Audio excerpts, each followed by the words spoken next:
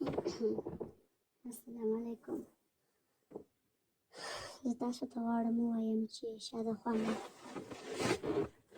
شاده خونه کوروالی باید څنګه وشي. اسانه وي، سخته وي، څنګه درته اوس وایم. باور وکړئ شاخونه کوروالی چې کوم دی که نه، باور وکړئ هغه ډېر سخت دی. دومره سخت دی چې بې انتها زیات. په اول وار باندې چې شاخونه څوک وکړلی شي کوروالی وکړي، نو باور وکړئ هغه ډېر سخت وي. هغه دومره سخت وي چې حد نه لري.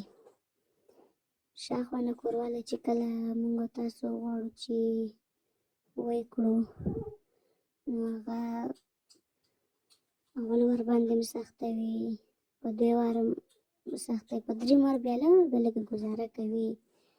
خو باور وکړئ څلورم وار بیا بیخي خوند کوي. کوشش وکړئ چې 2-3 دفعې خاوند سره وکړئ، ځان ورسره بلد کړئ، یا کوشش وکړئ چې خوند ترې واخلئ. نو هغه نه بعد باور وکړئ چې بیا شاخونه تاسو کله هم خاوند سره کوروالی کوئ، نو تاسو ته به ډېر خوند درکوي. بیا دومره خوند به شاخونه بیا درکوي چې بې انتها زیات.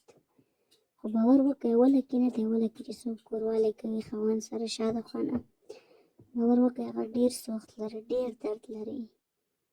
دومره سوخت او دومره درد لري چې بې انتها زیات. خو 2-3 دفعې خیر دی، ځان بلد کړئ ورسره، 2-3 دفعې ورسره وکړئ چې بلد شئ. هغه نه بعد باور وکړئ بیا ډېره مزه کوي، ډېر خوند کوي. ځکه درته وایم چې خیر دی ځان ورسره بلد کړئ.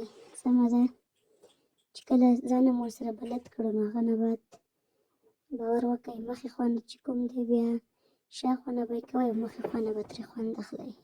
بیا ډېره مزه کوي، ډېر خوند کوي. نو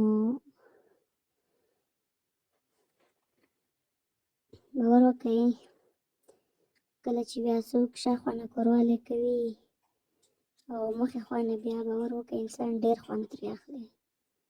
مخې خوا نه بیا اوبه روانې وي، شاخونه معامله کوي، بیا ډېر خوند کوي، ډېره مزه کوي. چې کله به اوس مخکې څیز ته راوړو چې مخکې څیز هم ووهي، نو کوشش کوئ چې ځان ورسره بلد کړئ. سمه ده. دا د شاده خونه د معاملې د کوروالی طریقه وه چې ما درته وښوده.